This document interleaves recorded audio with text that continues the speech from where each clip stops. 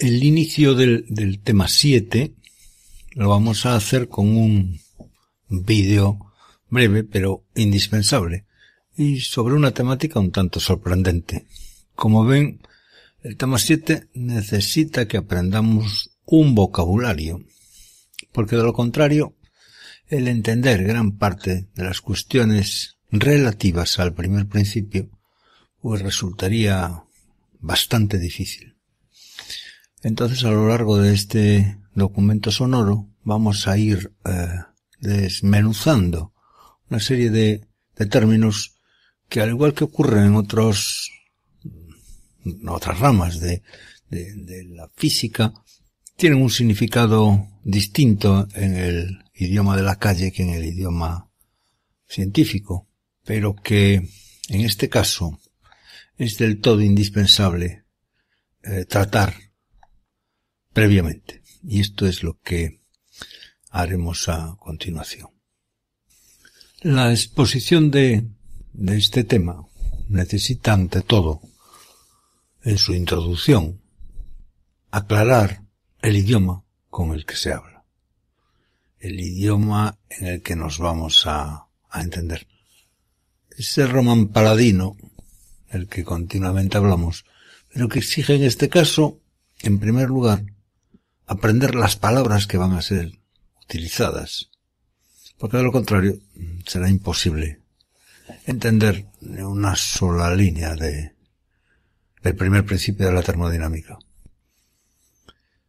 Lo primero, y antes de nada, insistir una vez más en que el calor y el trabajo son la misma cosa, son energía, y son diferentes en tanto en que el procedimiento, el mecanismo que se emplea para transferir la energía desde un sistema a otro son radicalmente distintos. O sea que trabajo y calor son energía, pero son diferentes porque los mecanismos a través de los cuales la energía pasa de un sistema a otro es distinto. Por ejemplo, vamos a ver lo que ocurre en el caso del trabajo. Para que un sistema, le estoy llamando sistema al gas encerrado dentro de este cilindro. No le llamo sistema a otra cosa, a la parte del universo en el que presto mi atención. Ya estoy aprendiendo una palabra.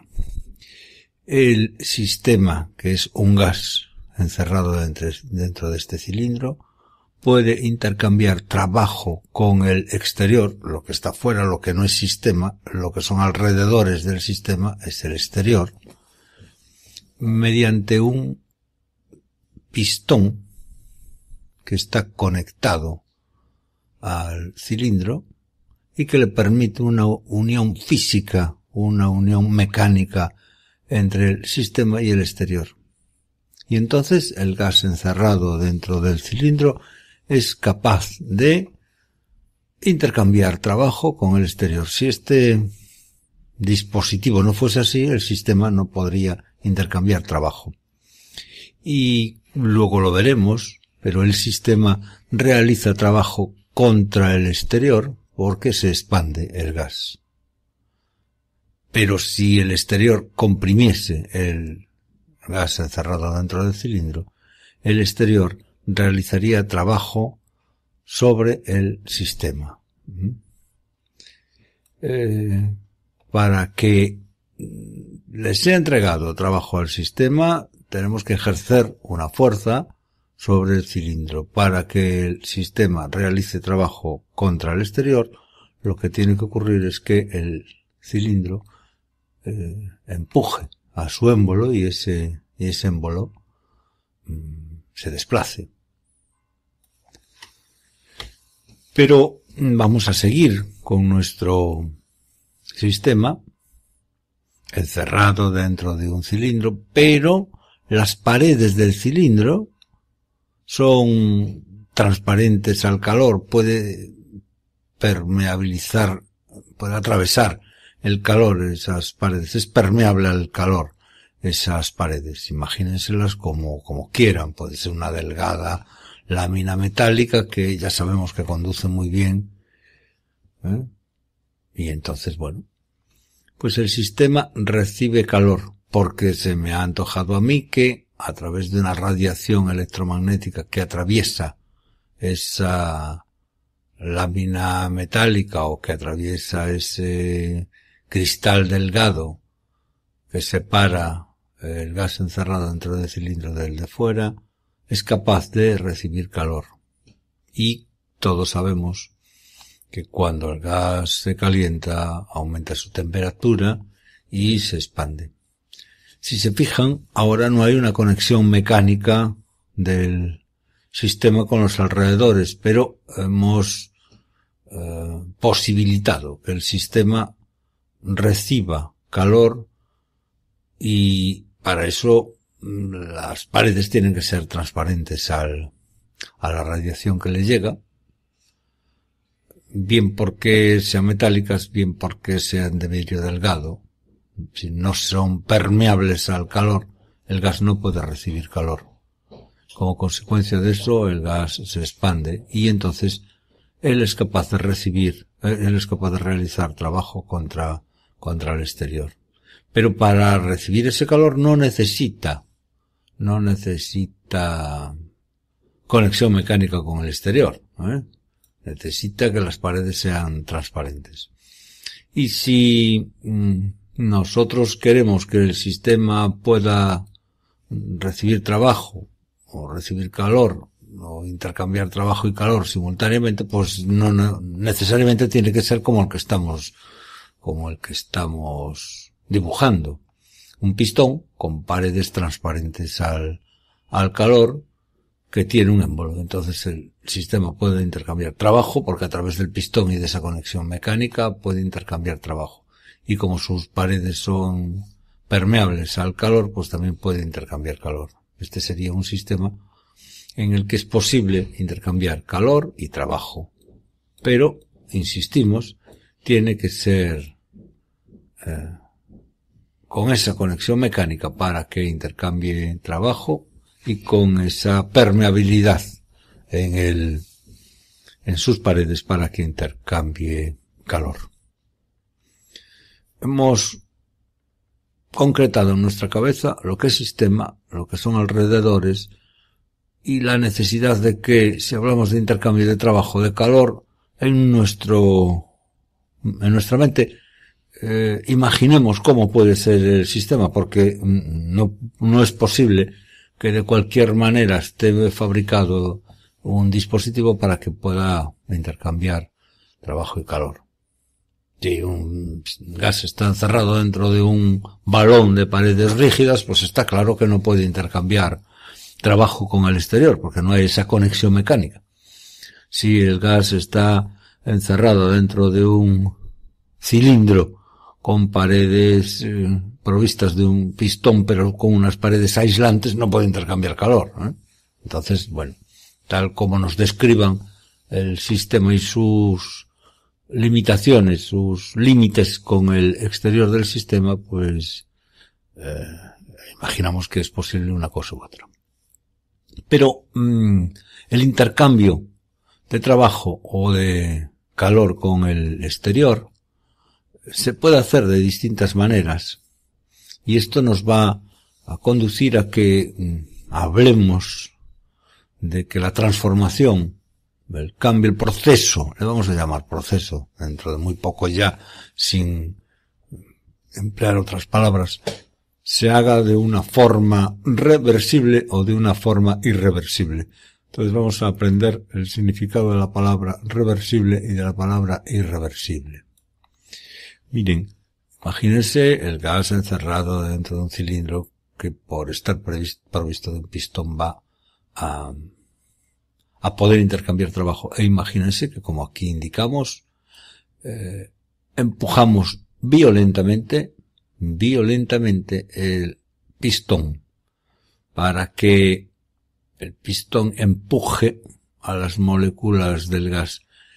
Y en el dibujo se ve que las moléculas del gas que están próximas al pistón están muy comprimidas, mientras que están muy alejadas aún no están muy comprimidas. Las moléculas entonces, unas tienen una presión, otras tienen otra presión. No hay homogeneidad en la presión en el interior del cilindro. Cuando lo hacemos así, decimos que la compresión es irreversible. Estamos dándole un significado a la palabra irreversible que no tiene en la calle. Para poderlo hacer de una forma irreversible, podemos imaginarnos que es desprovisto de cuidado, porque lo hacemos violentamente, lo hacemos de una forma rápida, lo hacemos como nos viene en gana.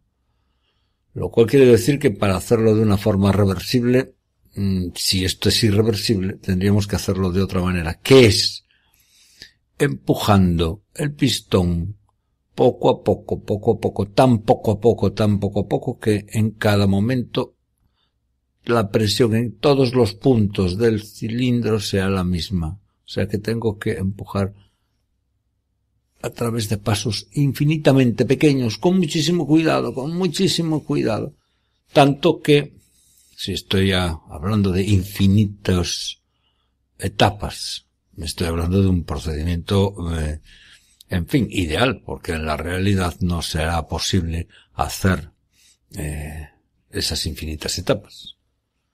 O sea que para que esta compresión del gas sea reversible, de acuerdo con el significado de la palabra reversible e irreversible en la materia en la que yo estoy expresándome, tendré que conseguir que todos los puntos del gas estén a la misma presión cuando yo voy trasladando el pistón y haciendo que el volumen sea cada vez más pequeño.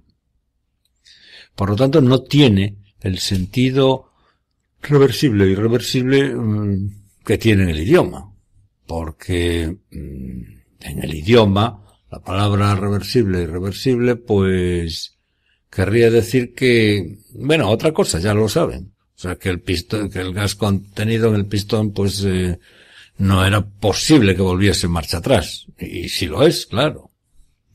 O sea que el proceso es reversible si tenemos infinitas etapas, y en cada una de esas etapas el gas tiene en todos los puntos la misma presión. El gas está en equilibrio de presión en todos los puntos, y paso desde una situación hasta otra situación a través de infinitos estados, y siempre la misma presión ha sido la que tienen todos los puntos Hay homogeneidad, como decimos aquí, en la presión. Este sería el modo de hacerlo en un proceso reversible.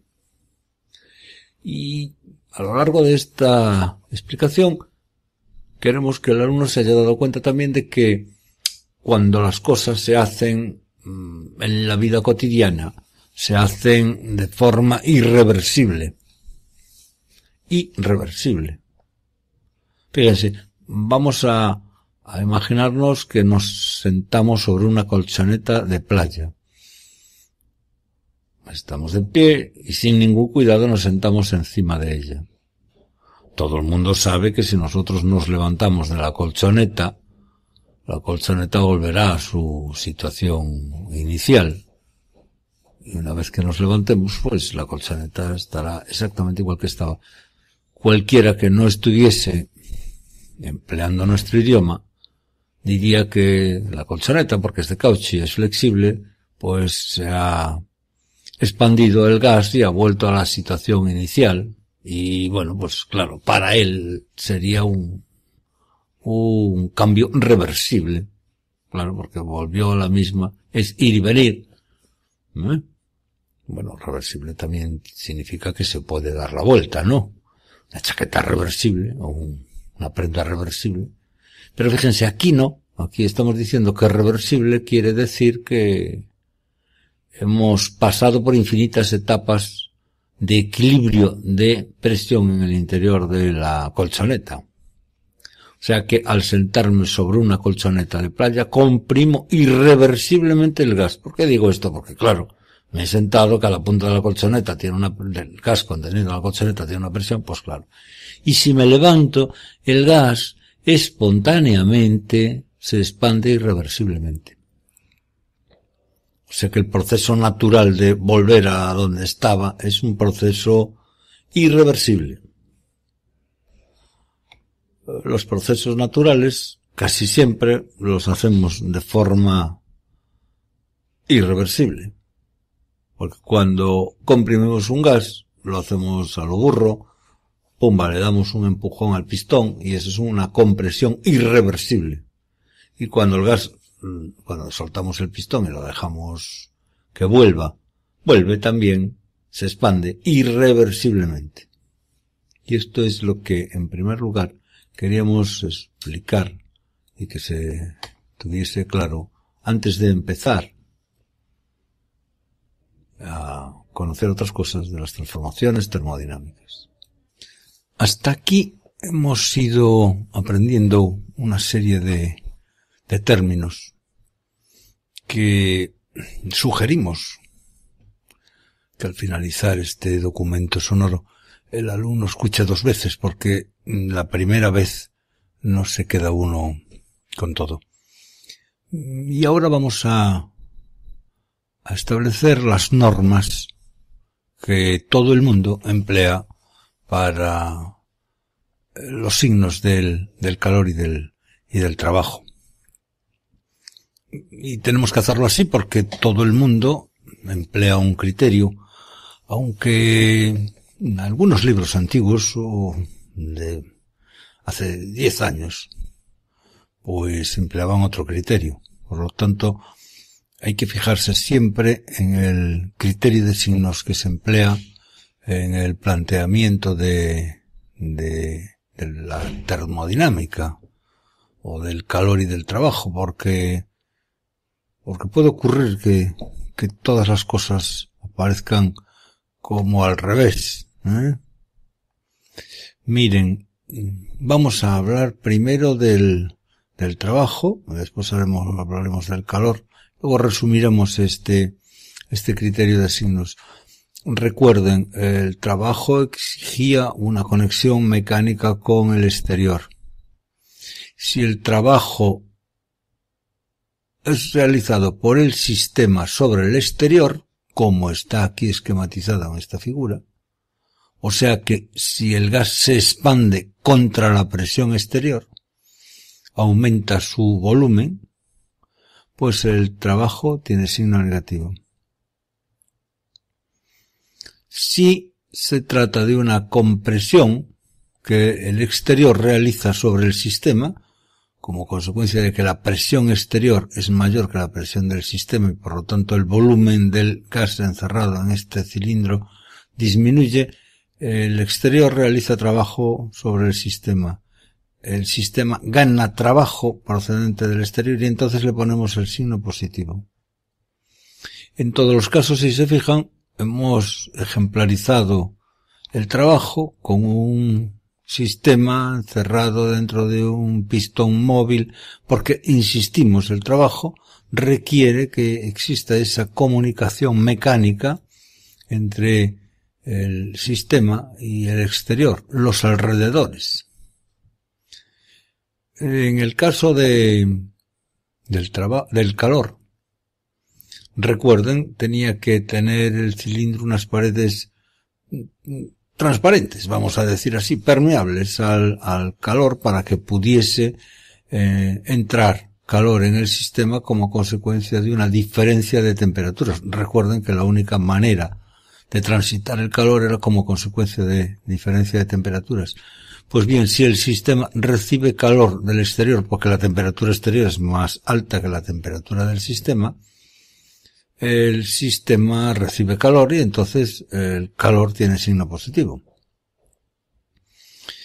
En caso contrario, pues tiene signo negativo. Si el sistema pierde calor y el calor pasa desde una temperatura más alta que tiene el sistema a los alrededores que tienen una temperatura más baja. Este es el resumen que acabamos de lo que acabamos de decir. Fíjense, si el sistema recibe calor o recibe trabajo, esas dos esos dos caminos, esos dos mecanismos a través de los cuales el sistema puede incorporar o calor o trabajo, le llamamos positivo. Q es positivo si el sistema, Q es positivo si el sistema recibe, Y siempre que sale algo del sistema, pues le ponemos el signo negativo. Para acordarnos de este criterio de signos, porque los criterios de signos están muy bien, pero uno tiene que acordarse de ellos.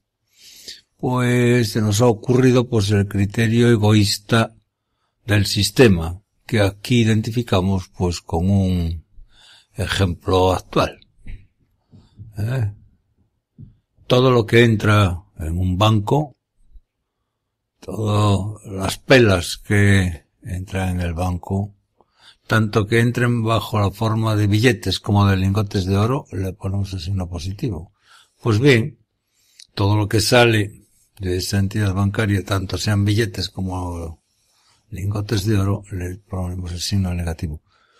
Hacemos un balance con ese criterio de signos. Bueno, pues lo mismo. Y recuerden que cuando la energía sale del sistema bajo la forma de calor, le ponemos el signo negativo. Y recuerden que ese era el criterio de signos que habíamos venido empleando cuando hablábamos de las entalpías de reacción. O sea que este criterio de signos coincide con lo que hasta ahora veníamos empleando. Pero aún no tenemos el mínimo vocabulario necesario para entendernos en termodinámica. O por lo menos para entender lo que nos explican. Por eso es necesario que sigamos con el vocabulario, como los principiantes del estudio de un idioma. Hemos hablado de transformaciones reversibles, de irreversibles, de sistema, del intercambio, y acabamos de hablar del calor y del trabajo. Pero nos interesa también concretar algo sobre lo que es la palabra sistema y estado del sistema y qué tipos de sistemas hay. Algo dijimos ya, pero bueno, en termodinámica decimos aquí se llama sistema una porción del universo en la que nos fijamos. Y fíjense, añadimos, y aislamos mentalmente para su estudio. Mentalmente o a veces las aislamos pues con unas paredes que rodean al sistema, como ahora vamos a ver. Al resto, lo que no es sistema, le llamamos alrededores. Hay que hablar un poco del sistema y de cómo es físicamente, por decirlo así, el sistema, para ver si cuando nos nombran a un sistema nos imaginamos cómo es. Fíjense, aquí hay un sistema abierto, y está abierto porque puede intercambiar con el exterior materia y energía. No es solo que esté abierto porque no tiene una tapa, no, sino porque puede intercambiar materia y energía. Y la energía, ya sea energía mecánica o energía calorífica. ¿De acuerdo? Puede intercambiar materia y energía. El sistema, si decimos que está cerrado, puede intercambiar energía pero no materia. O sea que abierto quiere decir una cosa, cerrado quiere decir otra cosa.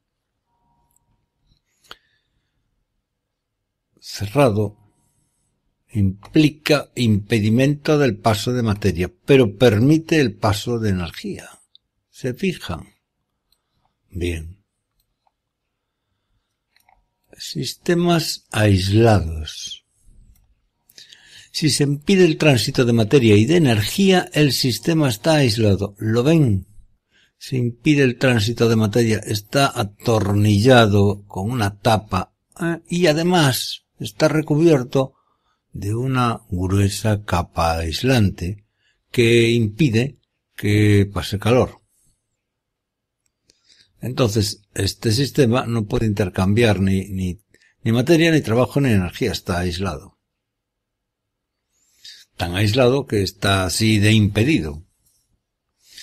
Pero, a la izquierda, hemos dibujado un sistema que solo puede intercambiar energía bajo la forma de trabajo, ni puede marcharse la materia ni puede marcharse la energía bajo la forma de calor, porque si se fijan está rodeado de un grueso aislante. La materia tampoco se puede marchar de aquí porque está dentro de un émbolo, pero sin embargo puede intercambiar trabajo porque es un cilindro que encierra ahí a un gas, se supone, y entonces a ese sistema le llamamos adiabático. Por lo tanto, ojo, tenemos que entender qué es cada uno de esos términos, porque de lo contrario no sabremos imaginar en nuestra cabeza cómo es el sistema del que me están hablando, qué posibilidades tiene. O sea que la palabra que dice cómo es el sistema me está limitando sus posibilidades de intercambiar calor o trabajo. Otra cosa que importa mucho conocer en termodinámica, antes de plantear el primer principio, es el hecho de que los sistemas, esa porción del universo en el que fijamos nuestra atención, se describen de una manera que no requiere el conocimiento de las coordenadas X, Y, Z y de las cantidades de movimiento de cada una de las moléculas que constituyen el sistema, porque sería imposible que pudiésemos escribir este enorme número de variables para especificar el estado de un gas. O sea que nosotros en la termodinámica vamos a expresar el sistema, describirlo mediante una serie de magnitudes macroscópicas que describen el sistema y que se llaman variables de estado. Variables de estado del sistema que describen el sistema en lugar de las coordenadas y la cantidad de movimiento de cada una de las moléculas que constituyen el gas. Y estamos siempre hablando del gas, porque si se fijan hablamos del gas en un cilindro. Ahora, sin querer, queriendo, volvemos a hablar de los gases, porque miren, cuando nos encerramos en esa limitada posibilidad es porque a las demás sustancias no es posible describirlas mediante una serie de variables de estado y menos una ecuación de estado, porque existen interacciones entre las moléculas y sería imposible encontrar una relación matemática sencilla que vinculase las magnitudes, presión, volumen y temperatura en una sustancia que no fuese un gas. Por lo tanto, no se extrañen esta insistencia entre que dentro del pistón hay un gas, porque supongamos que un gas, etcétera, etcétera, porque somos principiantes en el estudio de los sistemas termodinámicos, pero es que aunque no lo fuéramos, el describir sistemas más complicados que los gases sería muy difícil. O sea que nos vamos a limitar a hablar de sustancias en estado gaseoso, describirlas mediante una serie de variables de estado, emplear la ecuación de estado de los gases ideales, ¿de acuerdo? Y referirnos a estados del sistema que son muy particulares. También insistiremos en esto, también limitaremos los sistemas a sistemas en equilibrio, sistemas en los que las variables de estado tienen valores uniformes y constantes en todos los puntos del sistema. Sistemas en equilibrio que exigen equilibrio mecánico, equilibrio en la composición química y equilibrio térmico. O sea que vamos a ceñirnos en todo lo que a continuación expresemos relativos al primer principio, después de haber aprendido este vocabulario, a unos sistemas en estado gaseoso que se pueden describir con una ecuación de estado y que se encuentran en equilibrio, que requiere que las fuerzas de cada una de las partes del sistema estén equilibradas, que no exista una reacción química que esté cambiando la composición del sistema en el que estamos estudiando, y que la temperatura sea homogénea en todo el sistema, que existe equilibrio térmico. Decimos entonces que ese equilibrio del sistema requiere equilibrio mecánico, equilibrio de composición y equilibrio térmico. Y hasta aquí, pues, la palabrería que nos va a servir para entender un poco todas las ideas que vienen a continuación. Pero si no se ha conocido el significado de las palabras anteriores, todo lo que digamos en relación con el primer principio, pues será un jeroglífico incomprensible, que no se puede entender. Por lo tanto, vamos a dejar aquí estas ideas básicas para luego, en un documento siguiente, resumir el primer principio e intentar entender el contenido de este primer principio, después de que el vocabulario lo tenemos mínimamente asimilado. Sugerimos escuchar de nuevo estos minutos. Muchas gracias.